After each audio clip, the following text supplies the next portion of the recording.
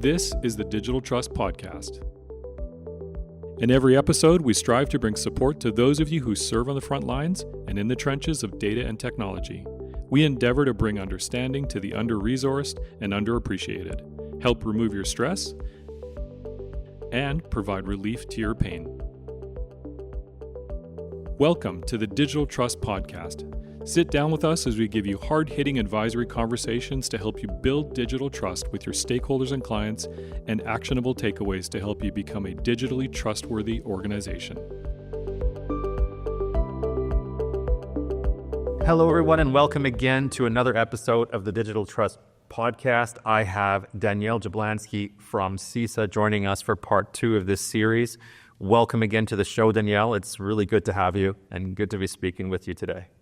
Thank you. Always glad to be here. Awesome. So let's get into operational technology. And I know you talked about this before in an episode, but I would like you to give us an idea of what is operational technology and where do we see it popping up? Where do we see OT popping up in what types of industries? So operational technology is kind of the catch-all term for control systems and configurations and intermediary systems that actually connect up to broader distributed operations for things like production, chemical manufacturing, automobile manufacturing. We call this discrete versus continuous or batch manufacturing. It's also components for rail, transit, maritime, ports, water infrastructure, energy, some healthcare, and some connected buildings and things like that. So everything around you that has, a cyber input and a physical output is something that we consider OT or cyber physical infrastructure. Right. And a lot of our audience would be IT professionals, right? IT practitioners. Can you kind of delineate the main differences between IT and OT and securing IT on the typical network cybersecurity elements versus securing OT? Yeah, a key kind of framework for understanding OT is that it was built on how electric relays run. So on, off, yes, no, logic control behind things. So the programming that goes into it is more real-time purpose-built, and it's not the same type of programming that we use for a computer process, and it's not the same type of protocol. So that's the number one thing to understand from an IT/OT perspective. When it comes to, doing like packet capture and understanding security principles, there's actually a lot of overlap that we can look at if you understand the differences and the nuances within what you're capturing. And so we actually have the ability to cross-train pretty well across this, even though we're always looking for more OT people. So, if people are interested and want to join in, that's a huge passion of mine as well to train and upskill in that capacity. But there are tons of differences as well. Number one being patching. So that's the most obvious example. Because these systems are real time, they're typically in operation sometimes 24/7 or have very, very small windows for maintenance. You have to be able to prioritize what you can patch in that window, and sometimes you can't patch or things are end of life cycle from their vendors because they're existing for sometimes 30 years. And so you don't just throw in the towel, you build some compensating controls around that. And it's always a conversation between engineers, IT and OT experts, leadership, et cetera, on what to invest in and what frame of reference you're coming from. And not to belabor the issue, but that frame of reference is the biggest kind of challenge for an organization like CISA, because we have major companies that are absolutely tackling asset management. They know every single device on their infrastructure, their network. They've got great remote access, but they have so many vendors that they have to deal with hundreds of incidents from their supply chain a year.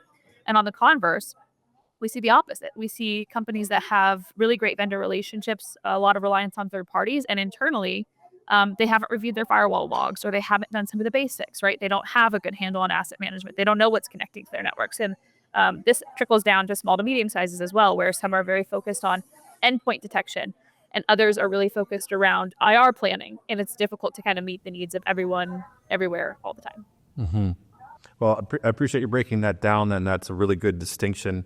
What would you say are some of the misconceptions, the key misconceptions around OT? I think one of the biggest misconceptions is either it's super easy to cause physical effects with cyber inputs, and at the same time that it's too difficult to ever happen. So we've actually seen indicators that very motivated threat actors on a nation state level will do the due diligence to reverse engineer and enumerate these systems if they want to subvert those systems. However, it can be noisy and loud in those environments. And so we do still see more of the typical living off the land, ransomware type incidents, et cetera. So being able to couch this in a perspective of, yes, cyber physical consequences are the worst type of consequences. And just because they're the least actioned today doesn't mean we should ignore them. But that also doesn't mean that they should take the entire funding resources of a multinational corporation, who might also need to replace infrastructure that's aging, right? Just buying assets. They can't then focus and hire 30 people to do OT cybersecurity just because we know a certain control system is compromisable or has, certain vulnerabilities.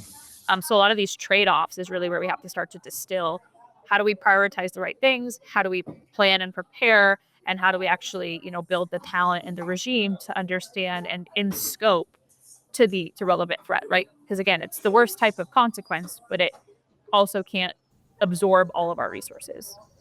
Yeah, and that's kind of where I wanted to go, is that prioritization and looking at incident response preparedness, reducing the severity, because it sounds like OT incidents can be extremely severe, although less frequent, right? So when we're looking at that, where should OT practitioners and asset owners focus their efforts? What actually moves the security maturity needle there in OT? Yeah, so I typically stick to three things. One is make sure that you have nothing connected to the internet, right? And that is all about access, access, access. So reviewing access potential from your employees, your technicians, all of your vendors, remote access capacity of OEMs, et cetera. Access is still the name of the game, credentials, where you're managing that, all of those things. So we obviously promote something called the demilitarized zone or DMZ for actually routing into the OT networks or process networks. So access is number one. Number two, reviewing your current forensic capacity. Do you review your firewall logs? Have you looked at all of the services and solutions you've integrated across your ecosystem and the actual capacity of those tools, or are you relying on a third party to manage that? So a phrase I've recently started saying is, it's okay to outsource what you can't manage. It's not okay to outsource what you do not understand. So understand what you're outsourcing that's being managed and look into all of the capacity that you do have today to be able to analyze your gaps. And then the third one, of course, which is the most prominent security control across OT infrastructure, is segmentation is king or queen. So, focusing on, building defensible architectures and really integrating segmentation across that OT network is going to be key. When I started at CISA, there's actually some deception work in a very small group here at CISA that is doing some enumeration deception work, some honeypot work. And they were giving a presentation my very first week at an offsite. And the guy said, in networks where segmentation was robust, we saw threat actors give up and move on. And he just moved right on from that. And I was like, everybody stop, wait, listen, stop, drop, and roll. Exactly. So segmentation really is key. Absolutely. I love that. You wrote a paper recently. It was a brief, actually, where you used the analogy of the Titanic and the iceberg, referring to potential OT incidents. Would you mind just breaking that down in the course of maybe a couple minutes in terms of the different levels of that iceberg, right? From the event level, the pattern level, the structure level, and then the current mental models and what they should be, where you'd like to see them.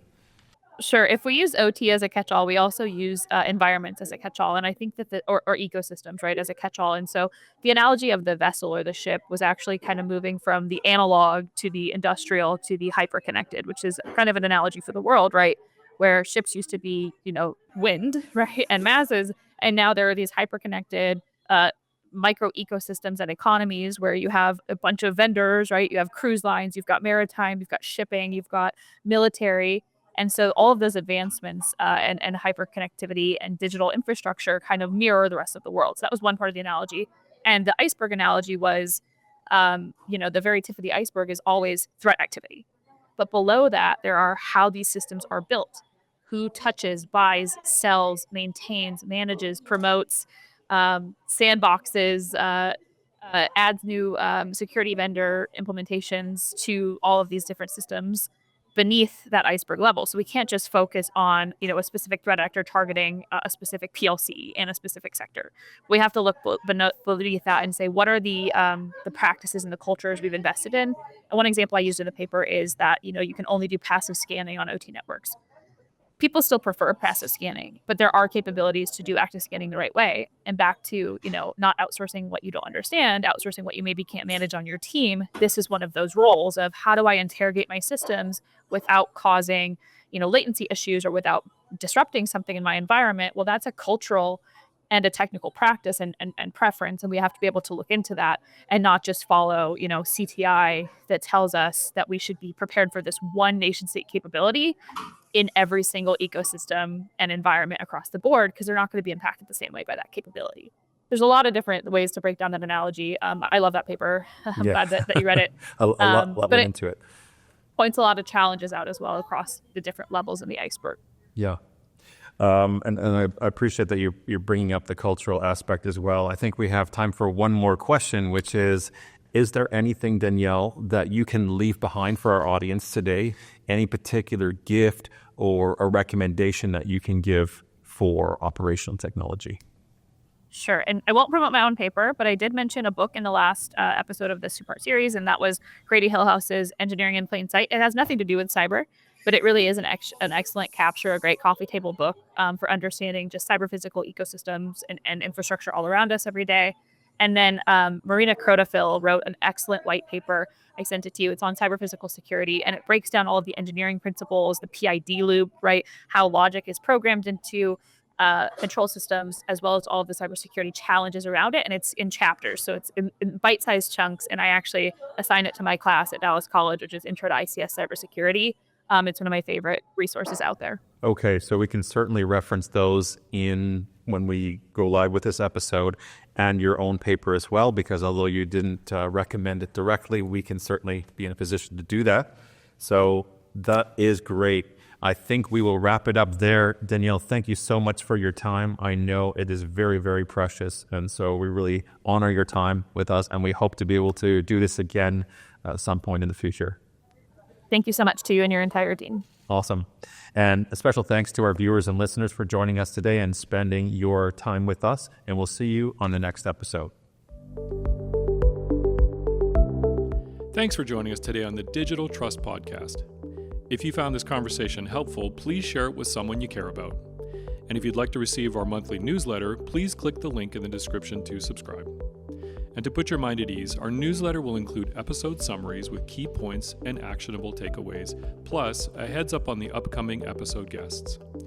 Rest assured, it won't be a spammy sales message, and we will never sell or share your information. Thanks again for tuning in, and we will see you on the next episode.